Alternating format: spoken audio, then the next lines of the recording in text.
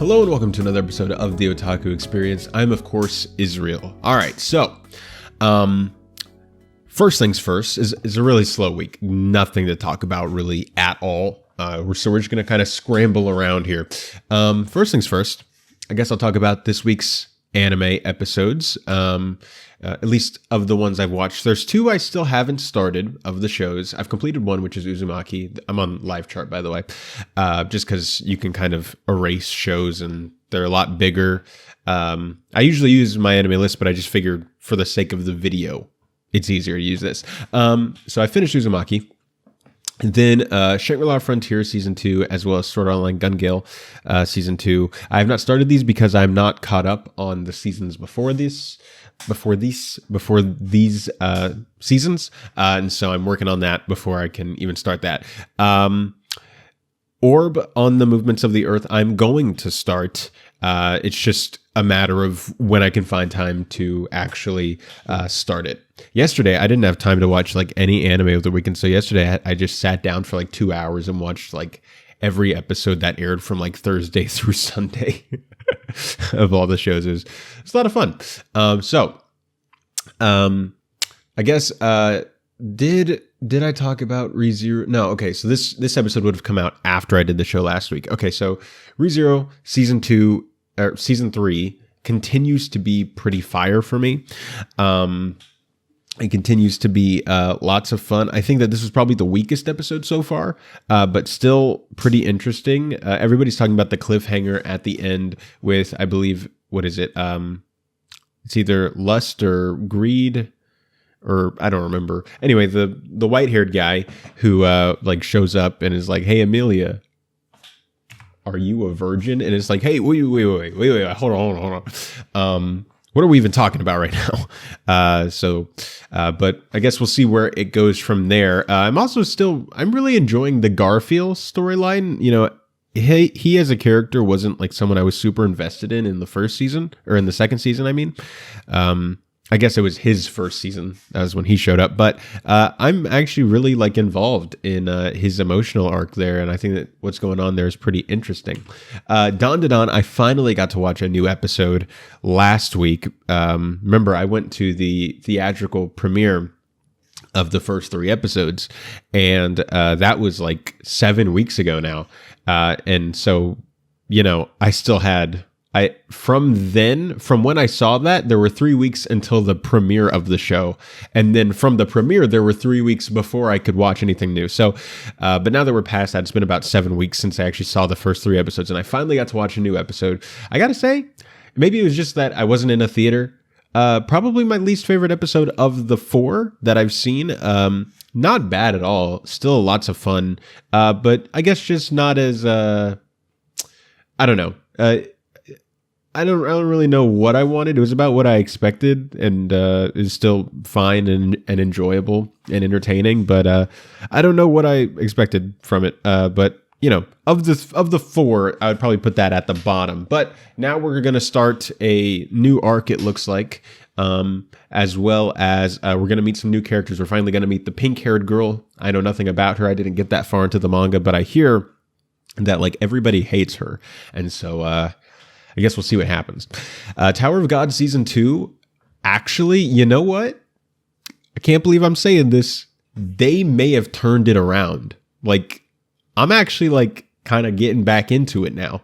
This latest episode, Rack was back. That rhymed. And great stuff between him and Kun. I think the animation also, I think, is getting a little bit better. I think the overall style I'm just not as into as the first season. And you can tell that it simply just doesn't have the time that it needs.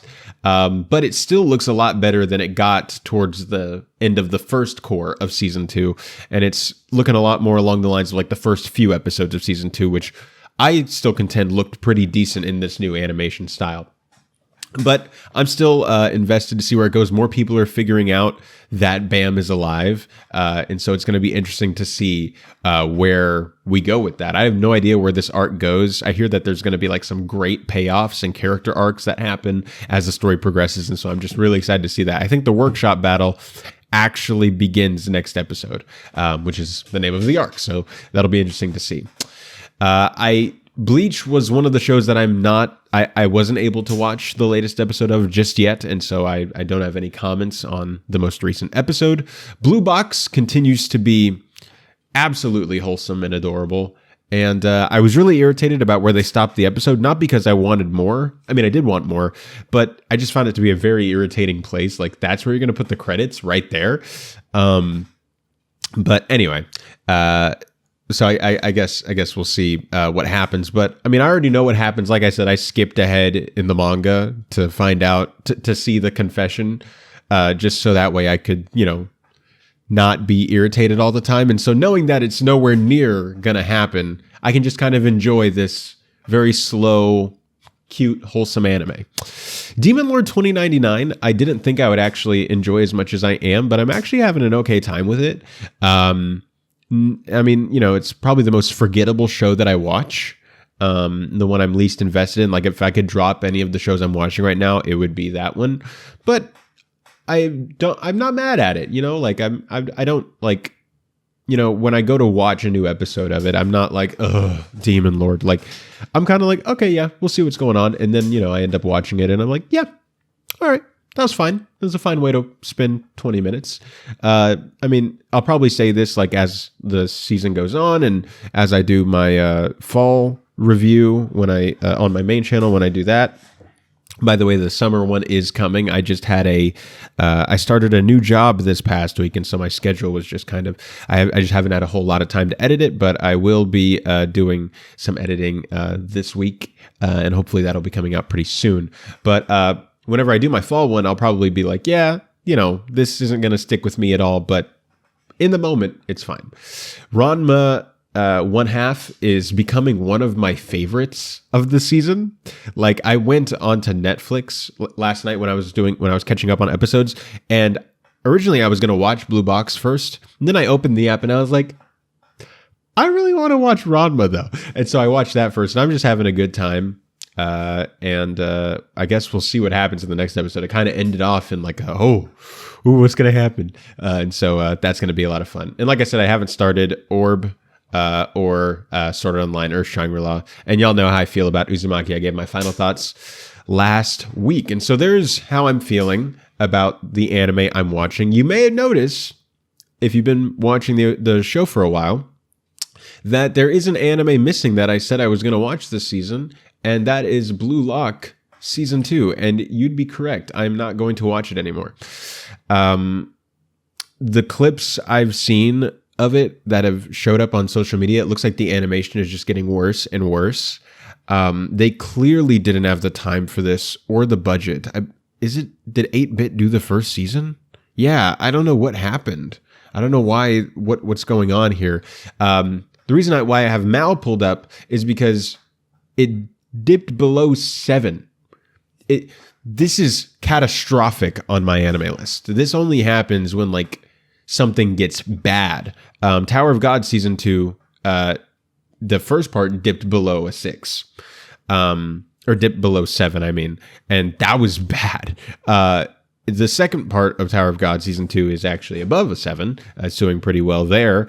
But 7, most people will say like 5 is like the average. That's not how it works here. This is where you have people who go like, yeah, that was okay, 7 out of 10. They're those types of people. And so this dipping below a 7 means that people actually don't like this show, but they just can't, they just don't have the ability to give it anything less than that. I don't know why people are like this.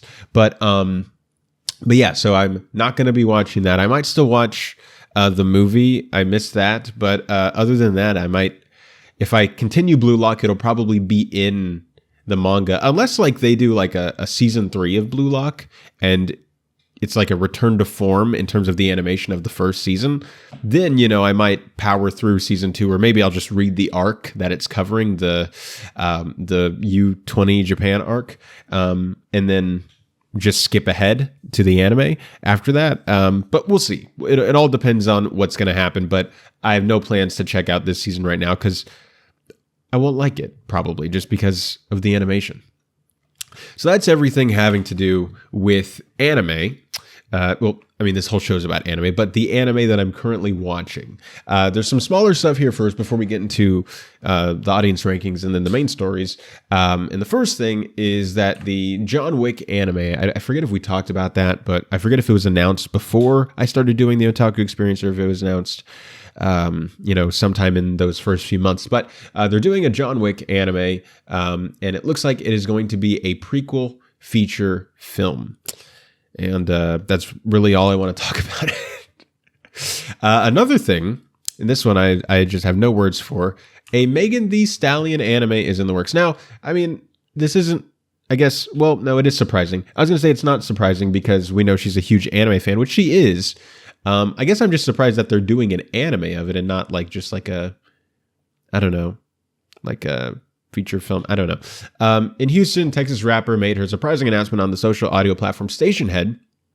Social media accounts like Pop Bass on Twitter shared Megan Thee Stallion's announcement that she was developing an anime series. I'm still working on it, she said, but I got caught up on my music. The anime is definitely on the way. And so I guess she's essentially she's essentially like a producer on it. I doubt she's actually like involved in writing and stuff. Assuming it's like an anime that is done in Japanese, she won't be voicing in it, but I assume she's like maybe involved in some way. Like she had an idea of what she wanted to do and she's kind of, fronting a lot of the budget for it. That's really all I could think. When the headline released, it made me think like, oh, they're doing a series about Megan Thee Stallion. It looks like that's not it. I mean, maybe that's it.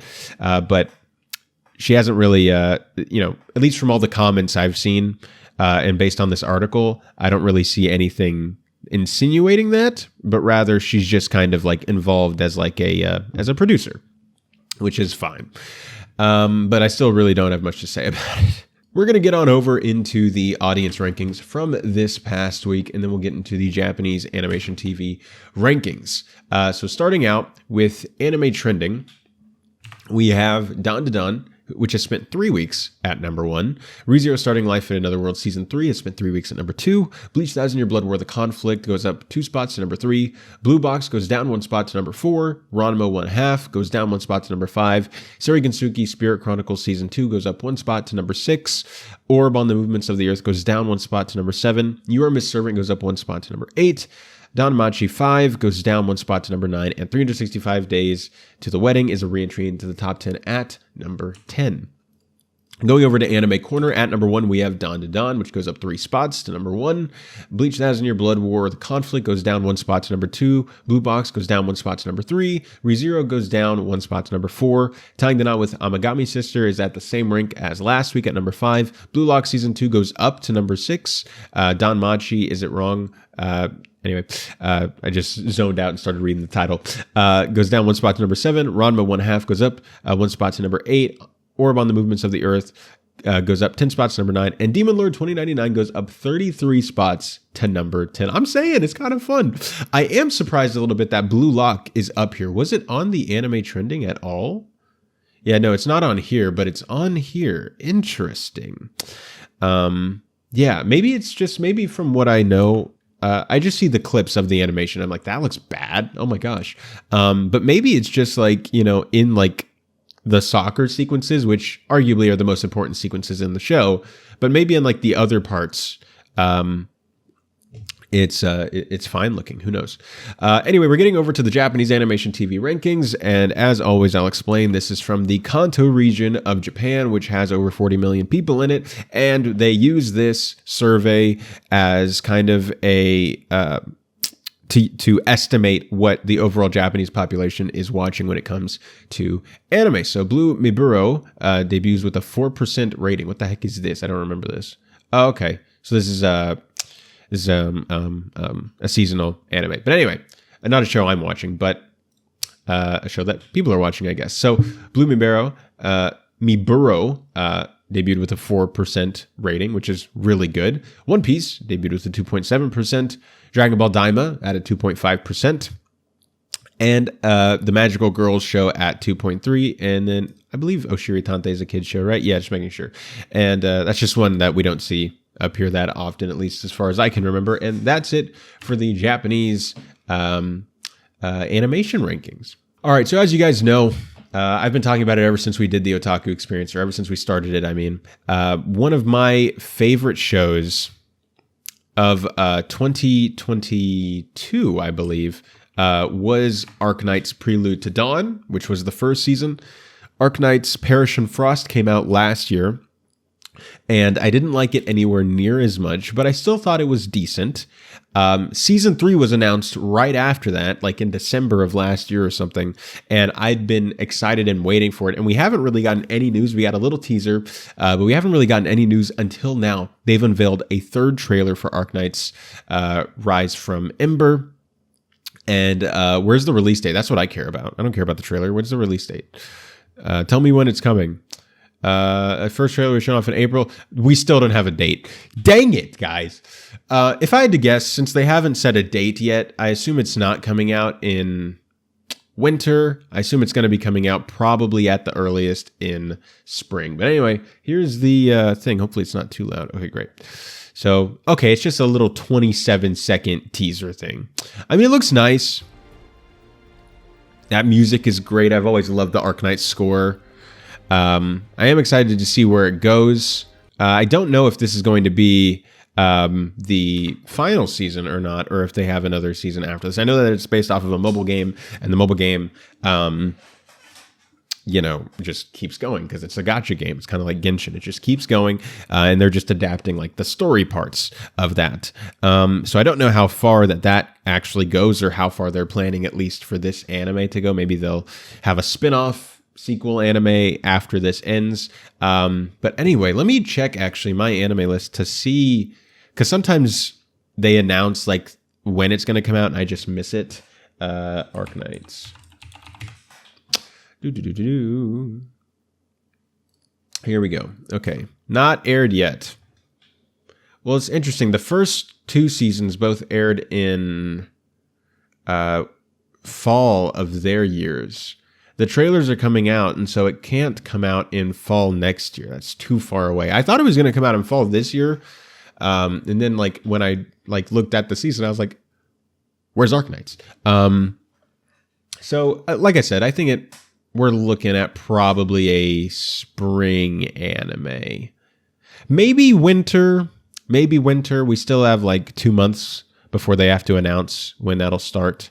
Because if it's anything like the first 2 seasons, it's going to be 8 episodes, so it doesn't need to air the entire season. But yeah, I just need to know when it's going to start because I'm super anticipating it, and I'm ready to check out what's going to do. But, it's only a 27-second teaser, so there's nothing really to talk about. Anyway, come on. Netflix, of course, is Crunchyroll's biggest competition when it comes to anime. I mean, we have stuff like High Dive. We used to have Funimation, but all those kind of pale in comparison to Netflix and Crunchyroll. And I mean, Netflix is doing what? I think around half of the shows I'm watching, or maybe it's a third. It's a decent chunk of the shows, and so they just keep getting more and more pronounced in terms of their anime. In the mark they're leaving in the anime industry. But it looks like they've released a huge document that's talking about like their plan to save anime or something like that. Their manifesto. So this is from CBR, where they say, popular global streaming service Netflix has released a massive 35-page report on its efforts to improve Japan's entertainment industry, spotlighting anime and further necessary steps for the industry's longevity. Via Bukatsushin, Japan's agency for cultural affairs, invited Netflix to give evidence on the appropriate compensation in the digital transformation era. Netflix reported on its own efforts and necessary ones to ensure that the entertainment industry's sustainability. It raised the issue of animators working hours far higher than the nation's average, with some reports suggesting between 198 and 225 hours a month. Animators also have lower wages than the average adult worker in Japan. This has notably attracted attention from the UN, which pointed out exploitation in the anime industry earlier this year. Netflix spoke of its efforts in leading to improvements in all these regards, claiming it pays for fair prices for the anime it licenses and ensures that all these prices are passed down, not only to a series' primary anime studios, but also to subcontractors and freelancers.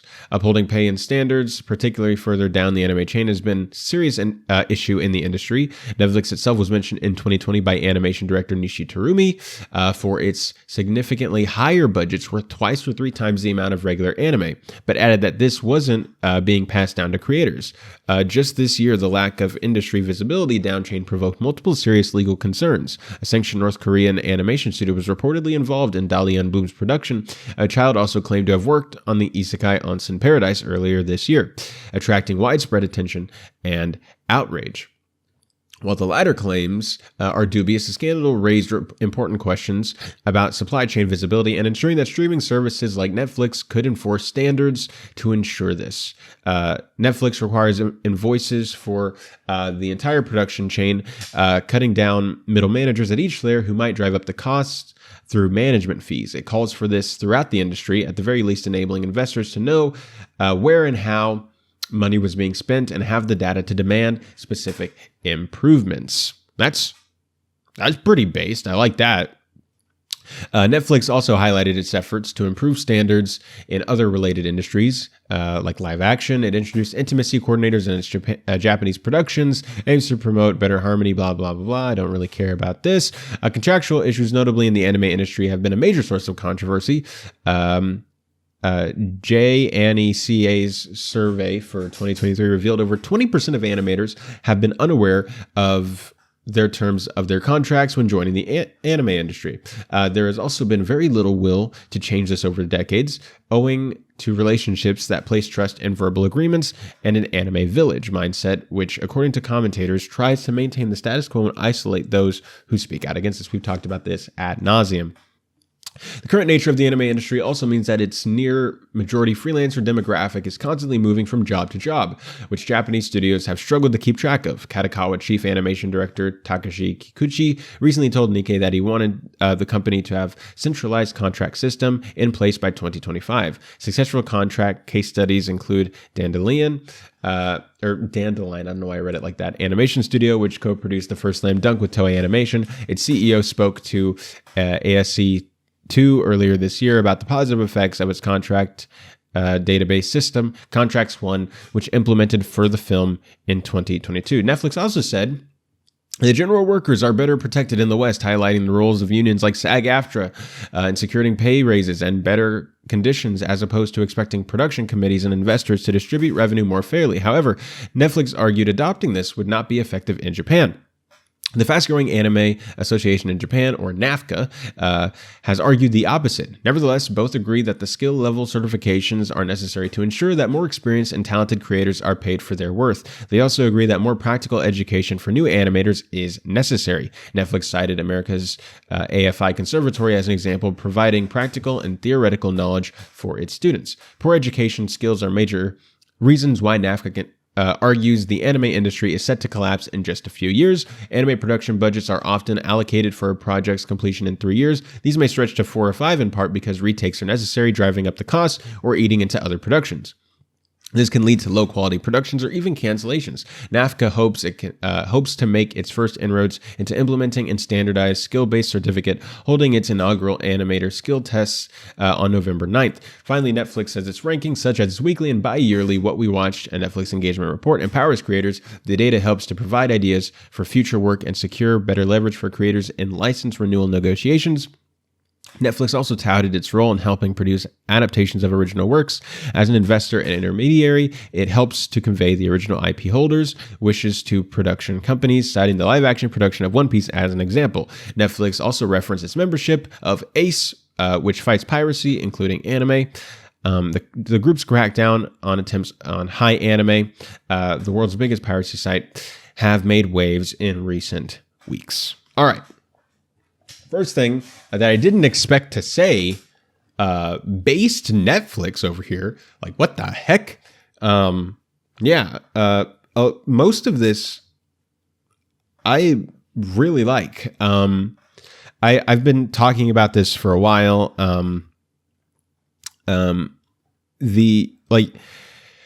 We have to deal with these schedules. There's a lot of things we got to work on. We have to deal with schedules. We have to deal with payment.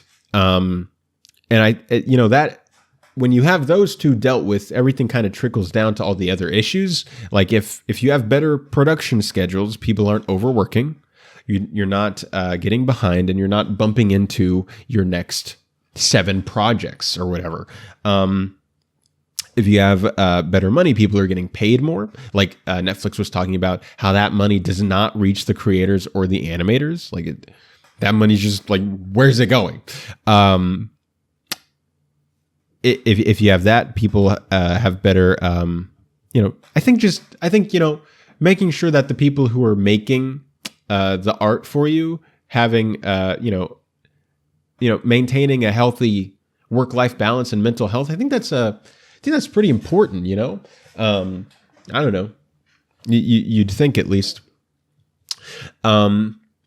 But overall, I'm really surprised. I didn't think Netflix would have it in them to do this, but I guess it makes sense that they're like, hey, NAFCA's been talking about this system is not sustainable. Like, anime production as we know it is going to end, because it will die, in a few years. And Netflix is like, hey, we're in the anime industry. We like making these shows. We like the return on our investment. We can't let it end. So we need to start introducing these fixes, these solutions. That's the word I was looking for. These solutions to fix these issues, so that way we can continue being in this business, and it can continue growing, and we can do more and more stuff. But it's just not, it's impossible for that to happen the way things are now. And I think Netflix getting behind this is really good. I would hope to see, as another anime producer and distributor, I'd love to see something like Crunchyroll get involved, but who knows? We'll talk about them later. Other big anime producers and distributors I'd love to see get involved in this. I mean, Toei just got involved. They're now not only a producer, but also they own a studio, and they're now, I think they just bought G-Kids, as well as bought a lot of stake in another company.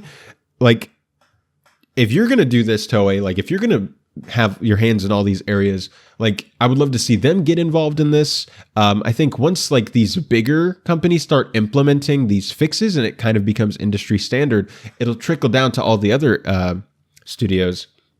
And then it puts pressure on the studios that aren't doing it.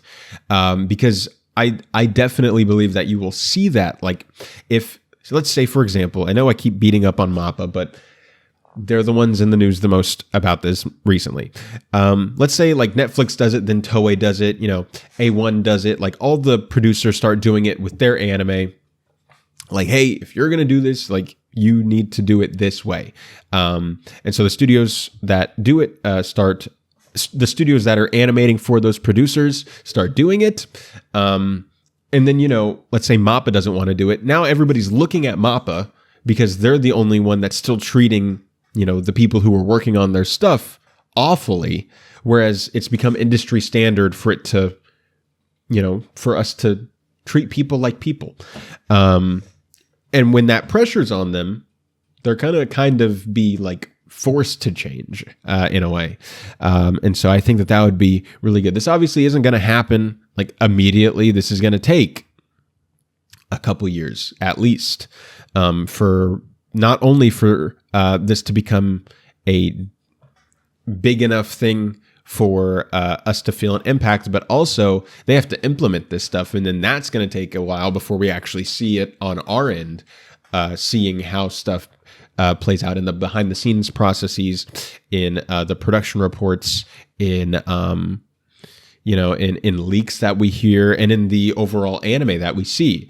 So I think the sooner they get on this, the better. But based Netflix, that's all I got to say. They're maybe I do like Netflix more than Crunchyroll after all.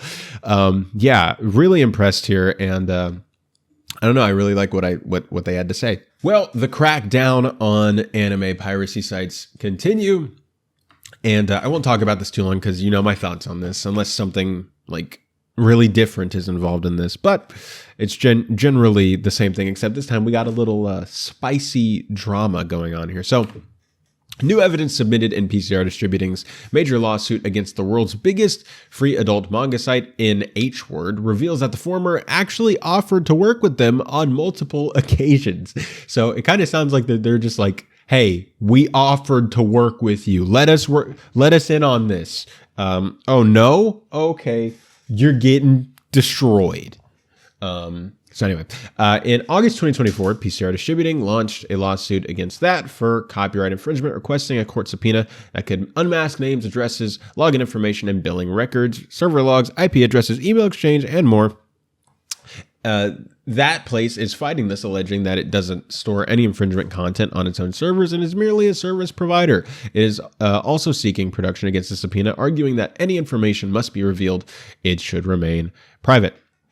Despite the legal tension between the two companies, a surprising development that David Goldberg, the managing editor of PCR company, reached out to that place in 2020, offering the opportunity to keep infringement content up in exchange for advertising space and promotion. We don't want to try to take down any of our galleries on your site. We just want to have a simple, safe, and easy way of getting to our site where they can buy physical copies of the comics that they love.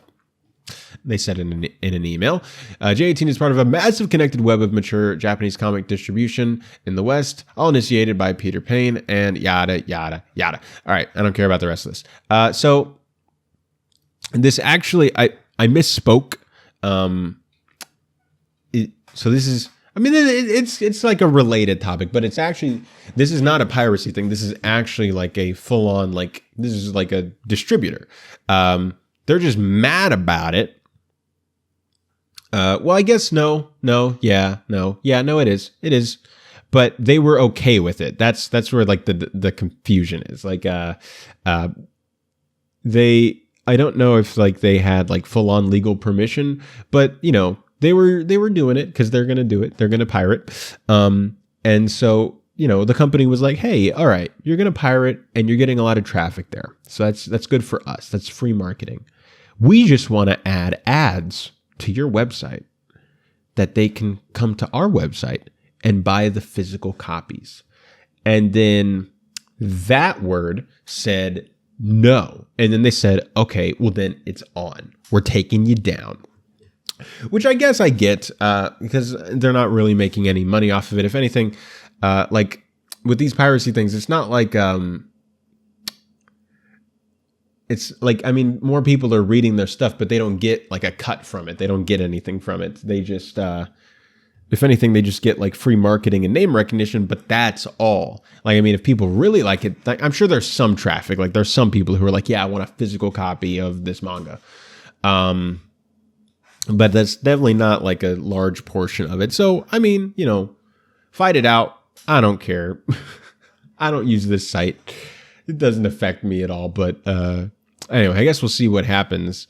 Maybe this will end with them actually allowing the ads on their stuff, or maybe they'll get taken down. So I guess we'll see what happens there. But I don't really care. I don't use this site. All right, in our last one, like I said, we're just kind of scrambling around. There's not much to talk about. Crunchyroll just continues being goofy. You know, we have based Netflix and then goofy Crunchyroll, and that's the way that the world works, I guess. But Crunchyroll.